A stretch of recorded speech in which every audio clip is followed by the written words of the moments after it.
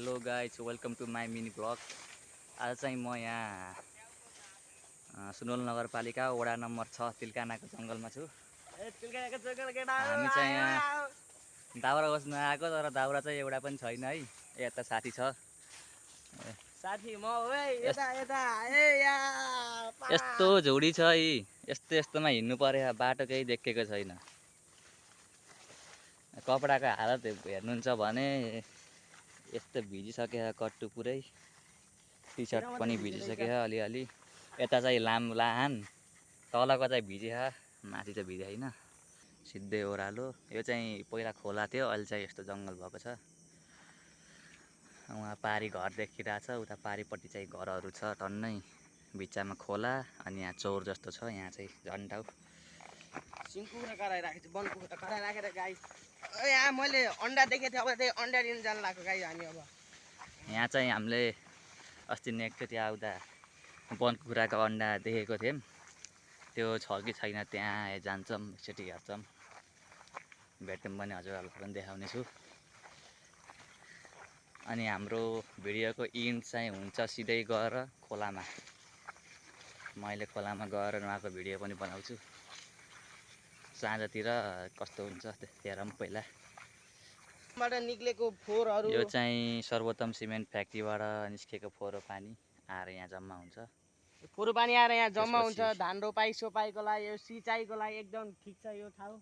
ट्याक्क यहाँ पम्पी सेट लगाएर यहाँदेखि पम्पी सेट पानी तानेर जान मिल्छ। सिँचाइको लागि यहाँ ठिकानामा एकदम ठिक छ। कुनै कुनै ठाउँ अप्ठ्यारो होला, नत्र अरू सब ठिक छ। यो खोला साइडतिर आउनेमा बोर्डिङ सोर्डिङ छैन। हामी कहाँबाट कट्ने हो? हामी कट्ने यताबाट। कट्ने ठाउँ कहाँ छ? यता हो। चल जानु। हिलो ह हिलो ह। यस्तै छ गाई।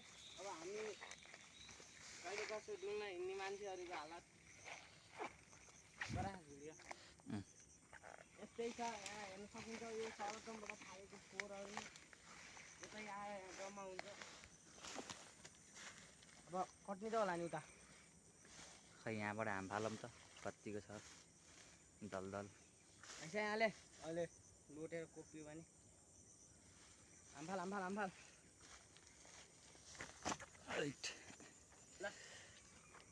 खाल कहाँ पुऱ्याएर चप्पलै यस्तो भयो।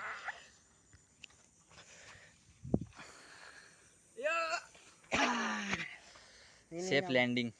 मेरो चाहिँ सेफ भएन। यता यता सब बाढीहरूले अवस्था बिगारिदिइसकेछ। यो चाहिँ यो घुमेर जाने तिलकानाको यो 4 घरेको पुलमा निक्लिने यो खोला हो। पानी ठिकै आउँछ पानी यसमा पनि। होइन त्यहाँ बाटो त यतैबाट जानुपर्छ। हिँड्ने कहिले हिँड्ने पनि सिन। अब बाटै छैन धेरै यता आएछौँ हामी गाई।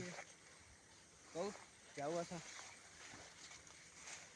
कहिले कसो घुमेको रमाइलो गरेको भिडियो आउँछ। हामी चाहिँ अब बाटो आफै खोज्दै हिँड्दै गरिरहेछौँ। किनकि पहिला हिँड्ने बाटो चाहिँ होइन यो। पहिला हामी अर्कै बाटो हिँड्थ्यौँ, अहिले यो अर्कै बाटो आइरहौँ। बाटो होइन पागल, हामी अर्कै ठाउँमै आछौँ। ठाउँ नै अर्कै हो, किनकि हामी जानु लाग्यो वहाँ तल हो। अहिले लगभग 300 मिटर माथि आइसक्यौँ हामी। ल यहाँ चाहिँ हामीले एकदम मजाको दाउरा भेटायौँ है। ठ्याक्क यहाँदेखि सिधा छ कति भन्दा यहाँसम्म। गाइस अब हजुरहरूलाई हामीले फेरि एक दिन चाहिँ हामी यो काट्न आउँछौँ, त्यति बेला यसको छुट्टै आउँछ। यो चाहिँ टिकटकमा आउँछ दाउरा काट्न आएको चाहिँ। अनि भिडियोलाई चाहिँ like comment share subscribe follow गरिदिनु होला। लास्टमा थोरै क्लिप राखिदिन्छु खेतको, अनि खोलामा गयो भने खोलाको। देख्न सकिन्छ यो चाहिँ अब हेर्नु यहाँ सनसेट हुँदैछ। राम्रो लाग्यो भने यसो तिलकाना घुम्न आइदिनु होला। सनसेट भइरहेको छ अनि त्यहाँ घर पनि देख्न सक्नुहुन्छ। हामी अब आइसक्यौँ। हामी त्यही घरतिर निस्किन्छौँ होला सायद। गाई हामीले यहाँ अन्डा भेट्दा थियौँ। अब चाहिँ अन्डा हेर्न जान्छौँ। अब हामी अस्ति मैले 4वटा अन्डा देखेको थिएँ।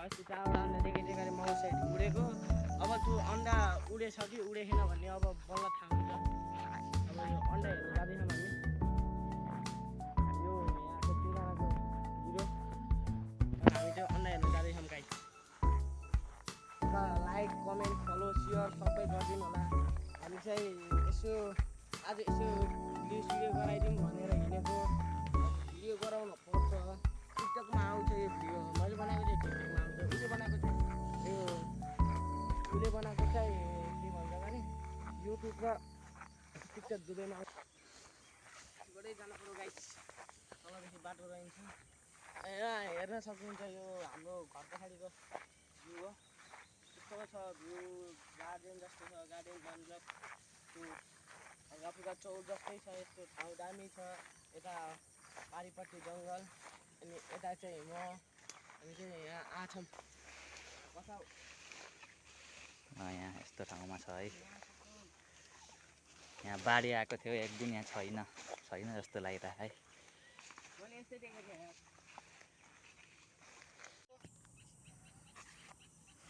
ऊ त्यो ठुलो बोट देखिराख्नु भएको छ हो त्यसको मुनि हो